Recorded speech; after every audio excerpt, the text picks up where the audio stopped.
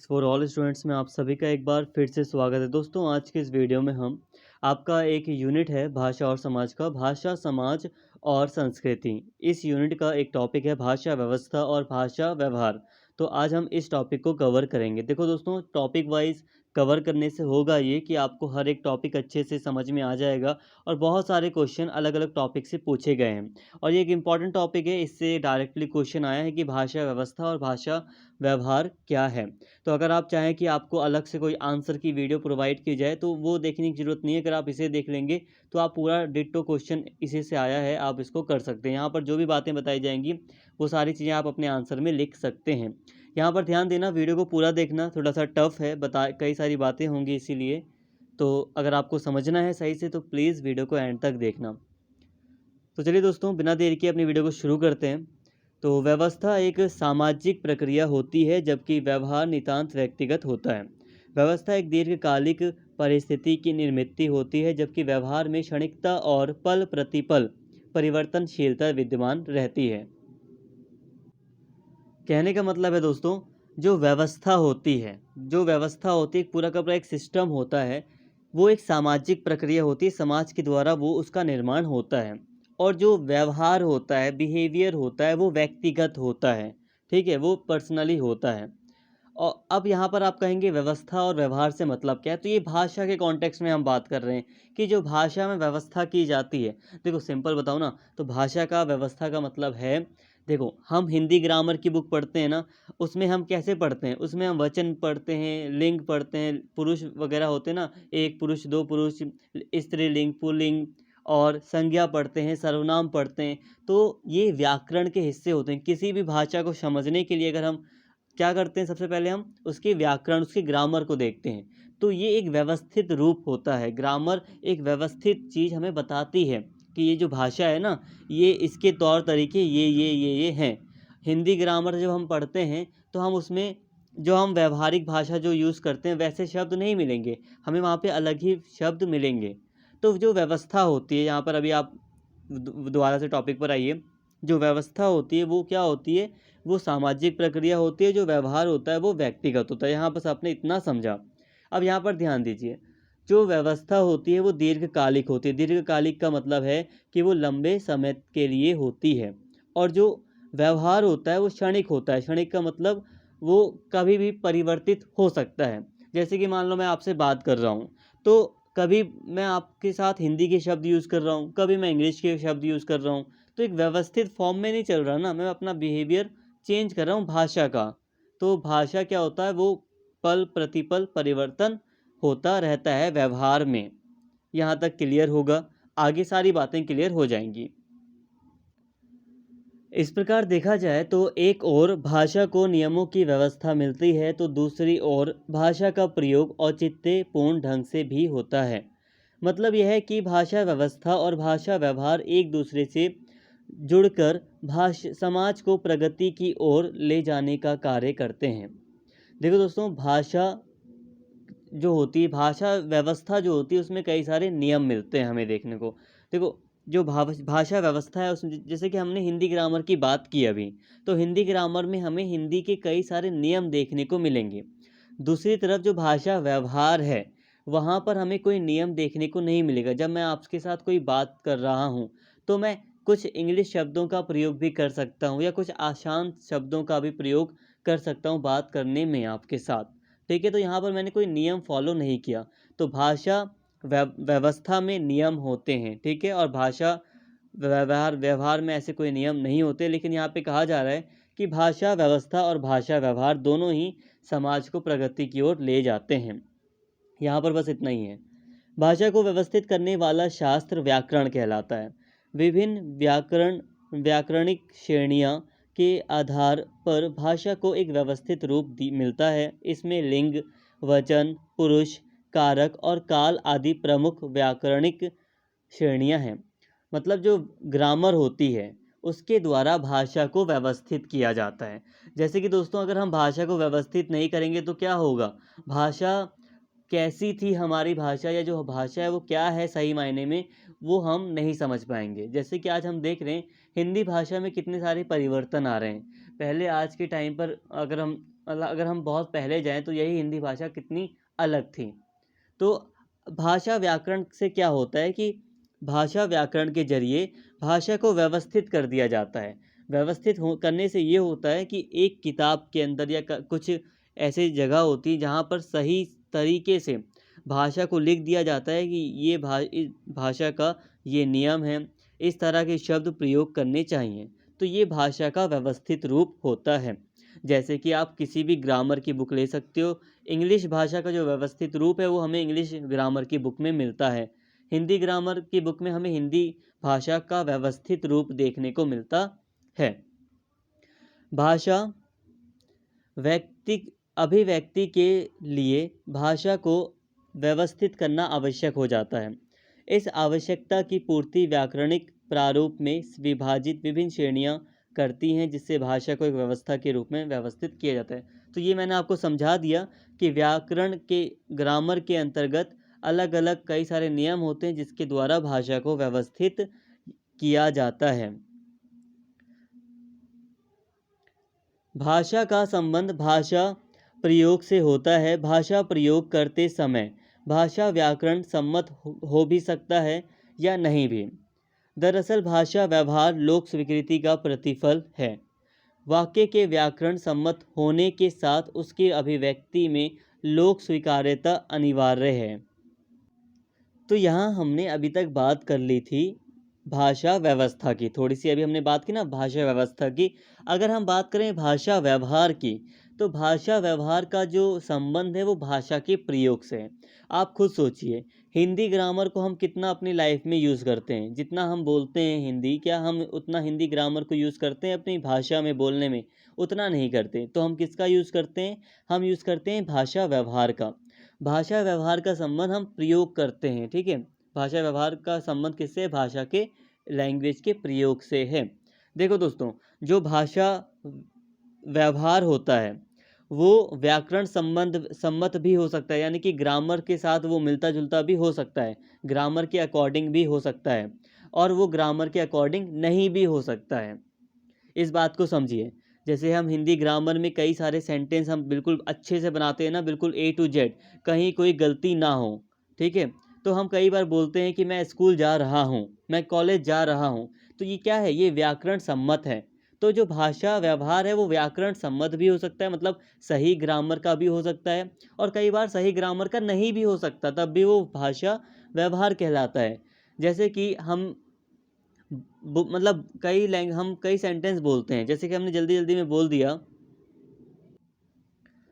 Pizza मुझे पसंद है, वैसे तो नहीं पसंद। मान लो एक सेंटेंस मैंने बोल दिया कि पिज्ज़ा मुझे पसंद है, तो अब ये व्याकरण के हिसाब से क्या ये सेंटेंस बिल्कुल सही है? नहीं। अगर व्याकरण की बात करते, ग्रामर की बात करते, तो मुझे यूँ बोलना चाहिए था ना कि मुझे पिज्ज़ा पसंद है, लेकिन मैंने क्या बोल दिया? पिज्ज़ा मुझे पसंद है, ठीक है। तो मैंने ऐसे बोल दिया, तो आप समझ जाओगे मेरी बात को, तो समझ जाओगे ये क्या है? भाषा व्यवहार है। तो भाषा व्यवहार ग्रामर के अकॉर्डिंग भी हो सकती है और बिना ग्रामर के भी हो सकती है, ठीक है। यहाँ तक समझ में आया? क्योंकि देखो, हम बोलचाल की भाषा में थोड़ा सा टेढ़ा मेढ़ा भी समझ जाते हैं। भाषा व्यवस्था का सीधा संबंध, अगर बात करें भाषा व्यवस्था की, तो भाषा व्यवस्था का सीधा संबंध भाषा की संरचना से है, लेकिन भाषा व्यवहार का संबंध उस संरचनात्मक स्वरूप के औचित्य से है। भाषा व्यवस्था व्याकरण सम्मत हो सकती है, साथ ही लोक सम्मत भी। भाषा व्यवहार व्याकरण सम्मत नहीं हो, लेकिन लोक सम्मत हो सकता है, यह अनिवार्य है। अब यहाँ पर समझिए ये लोक सम्मत क्या है और व्याकरण सम्मत का क्या मतलब है। व्याकरण सम्मत का मतलब है कि ग्रामर के अकॉर्डिंग है, व्याकरण के अकॉर्डिंग है आपका सेंटेंस। और लोक सम्मत का मतलब है जो पब्लिक है, जो समाज है, वहाँ पर आपकी बात को समझा जाता है या वो लोग स्वीकार करते हैं या नहीं। तो यहाँ कहा जा रहा है एक पॉइंट में, आप याद करना ऐसे पॉइंट वाइज, कि जो भाषा व्यवस्था होती है ना, वो व्याकरण सम्मत भी हो सकती है, मतलब ग्रामर के अकॉर्डिंग सही भी हो सकती है, और वो लोक सम्मत, यानी कि लोग भी उसे स्वीकार कर सकते हैं, मतलब आम बोलचाल में भी उसको, उस सेंटेंस को स्वीकार कर सकते हैं। तो भाषा व्यवस्था, दोस्तों याद रखना, भाषा व्यवस्था व्याकरण सम्मत भी हो सकती है और लोक सम्मत भी हो सकती है। लेकिन भाषा व्यवहार जो है वो व्याकरण सम्मत नहीं हो सकता या हो भी सकता है, लेकिन वो लोक सम्मत हो सकता है। ये समझो दोस्तों, जैसे कि मैंने बोला पिज़्ज़ा मुझे पसंद है, तो पिज़्ज़ा मुझे पसंद है, ये लोक सम्मत है। आप लोगों को मेरी बात पूरी तरह समझ में आ गई कि आपकी टीचर को पिज़्ज़ा पसंद है, आपको ये समझ में आ गया, तो इसे कहेंगे लोक सम्मत। मेरी बात लोक सम्मत है और ये भाषा व्यवहार लोक सम्मत है। लेकिन जब हम व्याकरण ग्रामर देखें तो नहीं, ग्रामर सम्मत तो नहीं है ये, व्याकरण सम्मत नहीं है। तो यहाँ तक समझ में आ गया, भाषा व्यवहार जो है वो लोक सम्मत होता है, लेकिन जरूरी नहीं है कि वो व्याकरण सम्मत हो सकता है बट जरूरी नहीं है।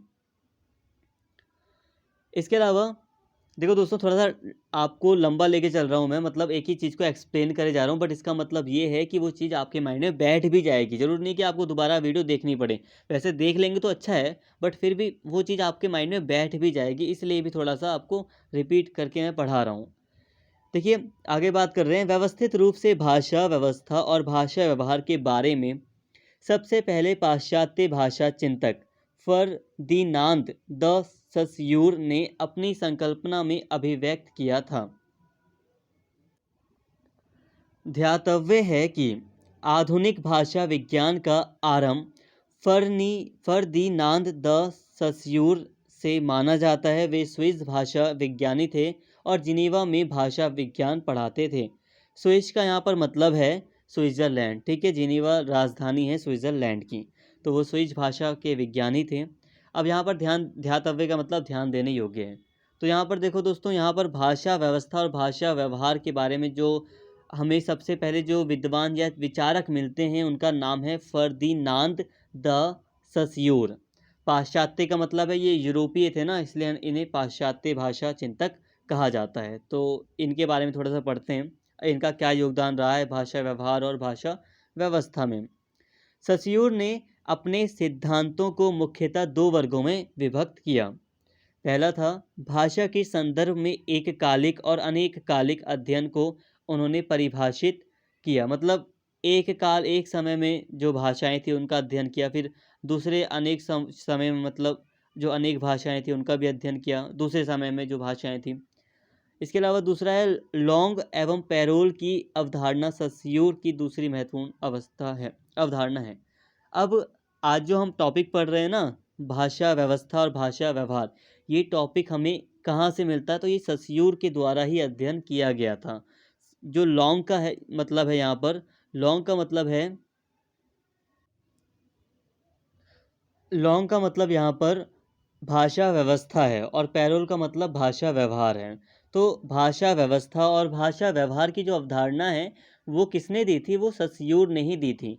यहाँ पर देखिए दोस्तों, कुछ वर्ड्स होंगे जो आपको नहीं भी समझ में आ रहे, तो कुछ चीज़ों को आप अवॉइड कर सकते हैं, बट जितना समझ में आ रहा है उसको थोड़ा सा और गहराई में एब्जॉर्व कीजिए ताकि आप अच्छे से आंसर लिख सकें।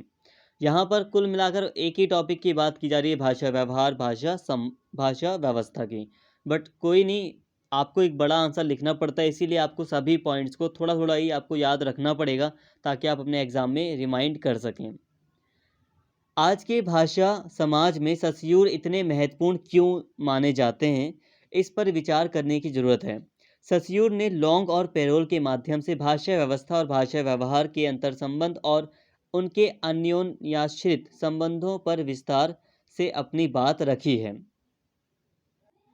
अब देखिए दोस्तों, यहाँ पर आप याद रखना कि जो सस्यूर थे उन्होंने क्या किया है, उन्होंने भाषा व्यवस्था और भाषा व्यवहार के बारे में बहुत सारी जानकारी दी है, इसीलिए उनका एक महत्वपूर्ण योगदान या उन्हें आज भी काफ़ी महत्व दिया जाता है, एक प्रमुख विचारक माना जाता है। सिंपल है, ऐसा आप बना कर लिखिए क्योंकि कुछ वर्ड यहाँ पर हार्ड हैं। हिंदी भाषा में वाक्य रचना करने के लिए पद में विभिन्न रूपों की भाषाई योजना की जाती है। जब वाक्य रचना की जाती है तो एक पद के अनुरूप दूसरे पद में लिंग की योजना की जाती है। जैसे छात्र एक शब्द पुल्लिंग है, लेकिन इसके साथ आ पद की योजना से यानी कि जोड़ने से वह छात्रा एक स्त्रीलिंग रूप में प्रस्तुत होता है। जब छात्र और छात्रा संज्ञा शब्द को उद्देश्य के रूप में प्रयोग करते हैं तो इसी के अनुरूप क्रिया की व्यवस्था यानी कि काम जो करने वाला शब्द होता है उसकी व्यवस्था भी बदल जाती है। जैसे कि यहाँ पर छात्र स्कूल पढ़ने जा रहा है, छात्रा, देखो यहाँ पर यही संज्ञा बदली तो काम भी बदल रहा है। बदल रहा है कि छात्र स्कूल पढ़ने जा रही है, क्रिया में भी थोड़ा सा परिवर्तन आया ना, जा रही है। छात्र और छात्रा स्कूल जा रहे हैं। तो यहाँ पे बताया जा रहा है, एक एग्जाम्पल ही समझ लो इसे, कि कोई भी भाषा होती है तो अगर हम उसको व्याकरण तरीके से देखते हैं तो वो भाषा व्यवस्था होती है। उसमें क्या होता है कि उसमें अगर थोड़ा सा भी परिवर्तन करोगे तो हर नियम के अकॉर्डिंग वो सेंटेंस में परिवर्तन आएगा। तो ये भाषा व्यवस्था का उदाहरण है। इसके अलावा भाषा व्यवहार का संबंध भाषा प्रयोग से होता है। इस विषय में यह जानना बड़ा दिलचस्प है कि भाषा व्याकरण सम्मत वाक्य या लोक सम्मत वाक्य के दोनों रूपों में कौन सा महत्वपूर्ण है अथवा नहीं है। वाक्य के व्याकरण सम्मत होने के साथ साथ लोक सम्मत भी होना अनिवार्य है। वास्तव में भाषा व्यवस्था का सीधा संबंध भाषा की संरचना से है, तो भाषा व्यवहार का संबंध भाषा के उस संरचनात्मक स्वरूप के लोक औचित्य से है। भाषा व्यवस्था और भाषा व्यवहार यानी चाम्स्की के लॉन्ग और पैरोल एक दूसरे के द्वंद्वात्मक, एक यहाँ पे विचारक आ गए हैं चाम्स्की, तो वही है कि लॉन्ग और पैरोल के एक दूसरे की द्वंद्वात्मक प्रक्रिया के द्वारा ही अमूर्त भाषा व्यवस्था विविध संदर्भों में भाषा व्यवहार के रूप में सामने आती है। अब इस लाइन को आप कट कर सकते हो, जो चाम्स्की के बाद लिखिए। यहाँ पे देखो दोस्तों, कहने का जो मतलब है वो यही है कि जो भाषा व्यवस्था होती है वो उसका जो संबंध है वो संरचना से है। अब ये बिल्कुल सिंपल सी बात है। भाषा जो मतलब भाषा का जो व्याकरण अगर आप देखोगे, हिंदी व्याकरण देख लो, अंग्रेजी व्याकरण देख लो, तो उसमें एक संरचना होनी चाहिए। संरचना मतलब एक स्ट्रक्चर होता है। जैसे कि आप इंग्लिश भाषा की बात करें तो आपने टेंस पढ़े होंगे। टेंस में क्या होता है, रूल्स होते हैं कि आपको सब्जेक्ट को पहले लगाना है, फिर वर्ब को लगाना है, फिर ऑब्जेक्ट को लगाना है। तो ये एक संरचना होती है, एक स्ट्रक्चर होता है। तो सिंपल है कि भाषा व्यवस्था का जो संबंध है ना वो सीधा संरचना से है भाषा की। और जो भाषा व्यवहार का जो संबंध है वो संरचना से तो है, ठीक है, बट उसका जो मेन संबंध है वो है लोक सम्मत, लोक औचित्य। मतलब आप जो भाषा बोल रहे हैं, जो कुछ बोल रहे हैं, लोगों को आपकी भाषा समझ में आनी चाहिए, या आप जो कुछ भी बोल रहे हैं आप लोगों को अपनी बात समझा सकें। इससे भाषा व्यवहार का संबंध होता है। जैसे कि मान लो आप हिंदी बोलते हैं, मैं हिंदी बोलता हूँ, बट आप मेरे पास आके कह रहे हैं कि सर मुझे एक डाउट है। अब डाउट क्या है, आप मुझे समझा नहीं पा रहे हैं, आप उल्टी सीधी हिंदी बोल रहे हैं। तो ये एक सही भाषा व्यवहार नहीं हुआ। भाषा व्यवहार कहता है कि भले ही आपका व्याकरण थोड़ा इधर उधर हो जाए, बट फिर भी आप लोक सम्मत होनी चाहिए आपकी बात, तो उसे भाषा व्यवहार कहा जाता है। मतलब जनता में आपकी बात पूरी तरह मानने हो, ये होता है लोक सम्मत। यहाँ यह देखना भी दिलचस्प होगा कि वाक्य संरचना के अनुरूप लोक व्यवहार अनुकूल और मान्य होता है। वाक्य संरचना वैज्ञानिक मान्यताओं पर चलती है या कितना लोक व्यवहार की दृष्टि से वह आगे बढ़ती है।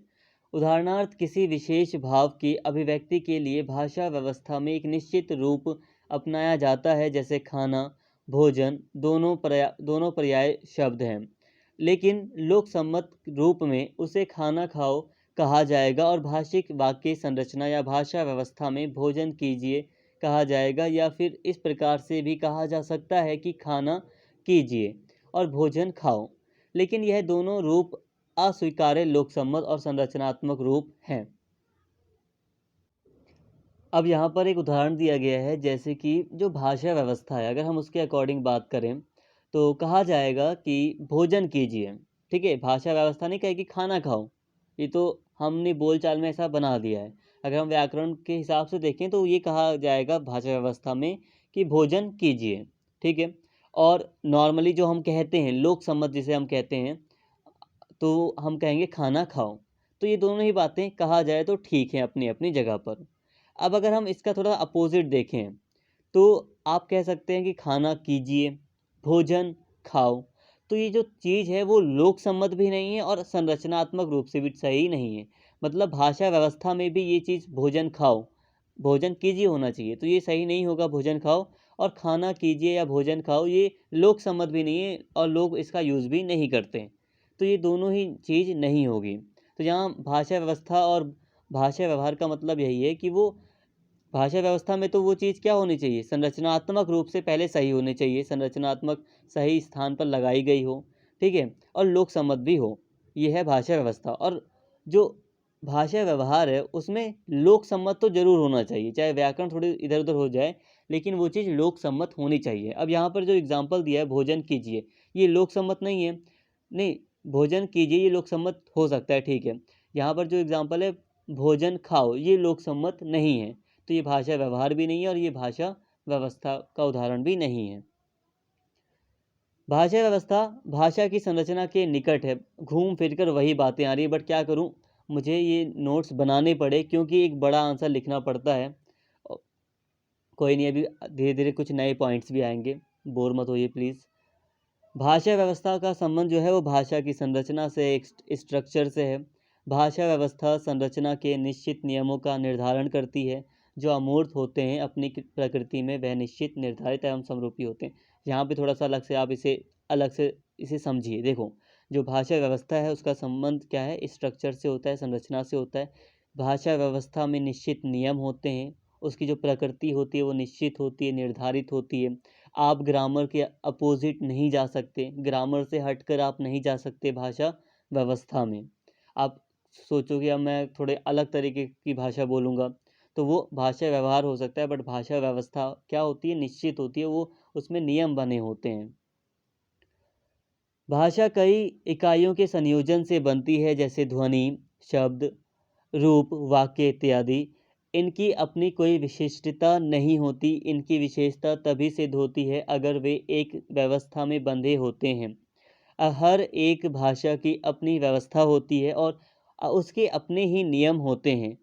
इन नियमों से उस भाषा के सभी बोलने वाले लोग परिचित होते हैं। इसी कारण वक्ता जो कुछ कहता है श्रोता वही समझता है।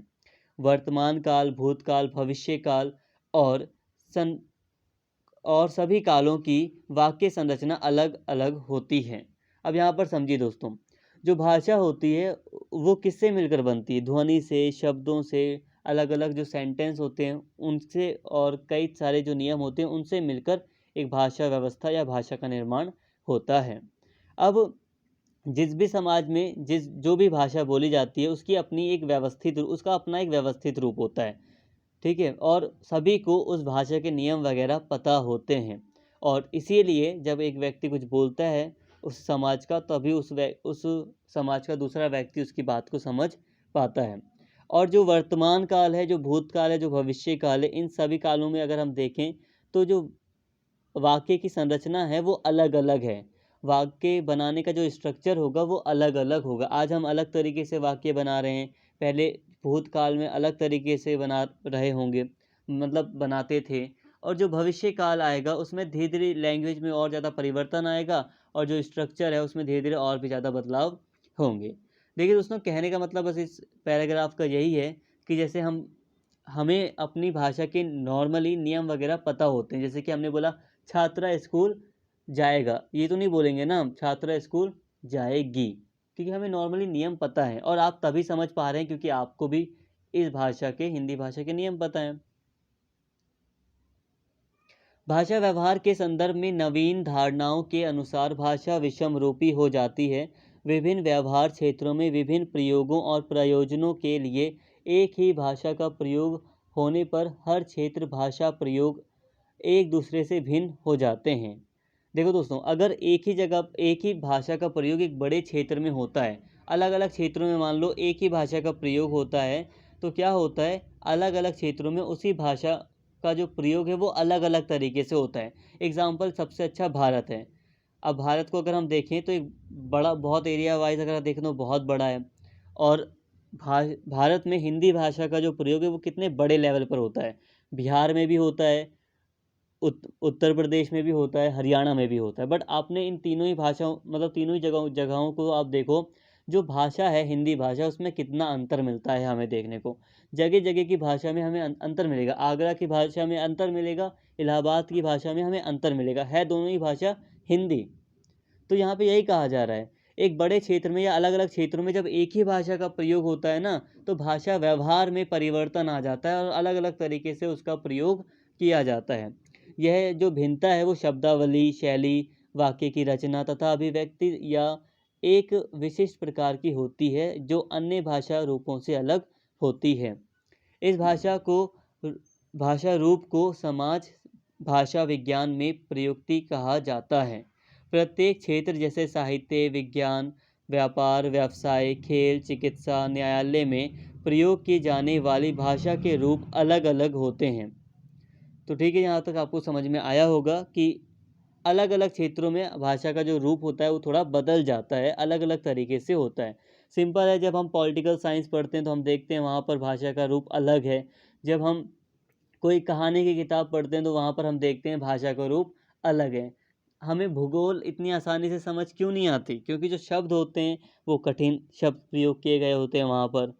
हम जब न्यायालय में जाते हैं तो वहाँ की हम जो किताबें हैं न्यायालय की, वहाँ पर हम जो स्टडी वगैरह करते हैं, मतलब वहाँ पर कॉन्स्टिट्यूशन वगैरह की जो किताबें होती हैं न्यायालय के लिए, उनकी लैंग्वेज अलग होती है। उनमें अलग अलग कठिन शब्दों का प्रयोग किया जाता है जो कि न्यायालय की गतिविधियों से संबंधित होते हैं। आम लाइफ में उन शब्दों का अलग ही मतलब होगा। तो अलग अलग क्षेत्रों में जो व्यवहार होता है वो थोड़ा बदल जाता है, भाषा व्यवस्था भी बदल जाती है। व्यक्ति को भाषा व्यवस्था को व्यवस्थित रूप से सीखना पड़ता है क्योंकि यह भाषा का संरचनात्मक रूप होता है, जबकि भाषा व्यवहार अपने आसपास के भाषाई वातावरण के अंतर्गत भाषा को समझता और प्रयोग करता है। देखो दोस्तों, सिंपल है ये वाला पॉइंट, अच्छा भी है कि जो भाषा व्यवस्था होती है उसको सीखने के लिए एक व्यवस्थित रूप, एक सिस्टम की ज़रूरत पड़ती है। आपको बहुत गहराई से ग्रामर को सीखना पड़ता है। जो भाषा व्यवस्था है उसे व्यक्ति को बहुत ही गहराई से ध्यान से सीखना पड़ता है। जैसे कि स्कूल वगैरह हम जाते हैं तो हम वहाँ पर ग्रामर कितनी डिटेल में सीखते हैं, लेकिन जो भाषा व्यवहार है उसे व्यक्ति अपने आस पड़ोस से ही सीख लेता है। कई बार बच्चे कहते हैं कि सर, जो मतलब छोटे बच्चे कहते थे कि सर, जो अंग्रेज वगैरह होते हैं उन्हें तो मतलब इंग्लिश सीखनी पड़ती है कि आती है उन्हें नॉर्मली इंग्लिश। तो हम लोग कहते थे, मतलब बहुत सारे बच्चों का सोच थी कि जो अंग्रेज होते हैं वो पढ़े लिखे होते हैं क्योंकि भाई वो इंग्लिश बोलते हैं। बट दरअसल ऐसा नहीं था। मैंने कई बार समझाया बच्चों को कि देखो, उनकी लैंग्वेज ही इंग्लिश थी तो वो इंग्लिश ही बोलते हैं, इसीलिए हमें लगता है कि वो पढ़े लिखे हैं और हमारे लिए इंग्लिश सीखना ही पढ़ा लिखा हो गया है। तो जो भाषा होती है नॉर्मली वो इंसान आस पड़ोस से भी सीख सकता है। तो ज़रूरी नहीं कि कोई व्यक्ति, कोई अंग्रेज है जो अंग्रेजी बोल रहा है और वो स्कूल भी नहीं गया, उसने कोई ढंग की पढ़ाई भी नहीं की, तो वो भी अनपढ़ हो सकता है भले वो इंग्लिश बोल रहा है। तो सिंपल है, भाषा व्यवहार आसपास के माहौल से सीख जाता है इंसान। हरियाणा में रहने वाला व्यक्ति हरियाणवी भी सीख जाता है। भाषा व्यवस्था में भाषा का सहज प्रयोग कोड द्वारा निर्धारित होता है। यही कोड भाषा व्यवहार में कोड परिवर्तन की स्थिति में आकर भाषा व्यवहार की विशेषता बन जाता है। भाषा व्यवहार करते समय एक भाषा के वाक्यों में दूसरी भाषा के शब्दों के मिश्रण का प्रयोग कोड मिश्रण कहलाता है। यहाँ पे कोड मिश्रण क्या है? कोड मिश्रण का मतलब होता है कि आप अपनी भाषा में किसी दूसरी भाषा के शब्दों को मिला रहे हैं। जैसे कि हिंदी का प्रयोग करते समय दूसरी भाषा यानी कि अंग्रेजी के शब्दों का प्रयोग कोड मिश्रण कहलाएगा। एक व्यक्ति समाज में रहते हुए अपनी भाषा के साथ दूसरी भाषा का प्रयोग करता है, अपने कार्य क्षेत्र में एक अलग भाषा का प्रयोग करता है। देखो दोस्तों, यहाँ पे कोड मिश्रण आपको समझ में आ गया कि जब व्यक्ति अपनी भाषा के अंतर्गत दूसरी भाषा के कुछ शब्दों का प्रयोग कर लेता है तो वो क्या हो जाती है? वो हो जाती है कोड मिश्रण। जैसे कि हम अगर बात करें देवनागरी लिपि के अनुसार, अगर हम हिंदी की बात करें तो हम जब उसमें उर्दू शब्द जोड़ देते हैं तो क्या हो गया? वो कोड मिश्रण हो गया। और एक बात याद रखना, उर्दू शब्द पाकिस्तान की भले ही भाषा पाकिस्तान ने घोषित कर रखी हो, बट फिर भी उसका जन्म भारत में हुआ है, और ठीक है, और वो भी भारतीय ही भाषा है। ठीक है, तो यहाँ तक ठीक है, समझ में आया होगा। अगर हम इंग्लिश शब्द का प्रयोग करते हैं तब भी वो कोड मिश्रण होता है, और इंग्लिश का तो बहुत ज़्यादा प्रयोग हो रहा है। अब मैं खुद ही इंग्लिश का जब आपको पढ़ाता हूँ तो कई बार मैं बट का यूज़ करता हूँ, बट लेकिन की जगह मैं कई बार बट बोल देता हूँ शब्द, तो ये कोड मिश्रण होता है।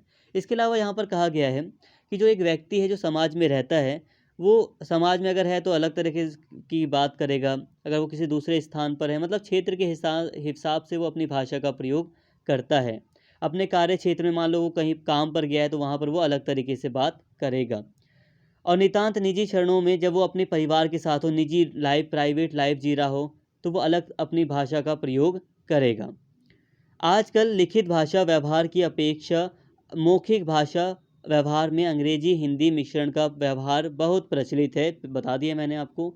उन सभी बहुभाषी समाजों में जहाँ एक से अधिक भाषाएं प्रचलित हैं, वहाँ विभिन्न संदर्भों और विभिन्न उद्देश्यों की पूर्ति के लिए भाषा का कोड मिश्रण और कोड परिवर्तन की प्रक्रिया सहज रूप से आवश्यक बन जाती है।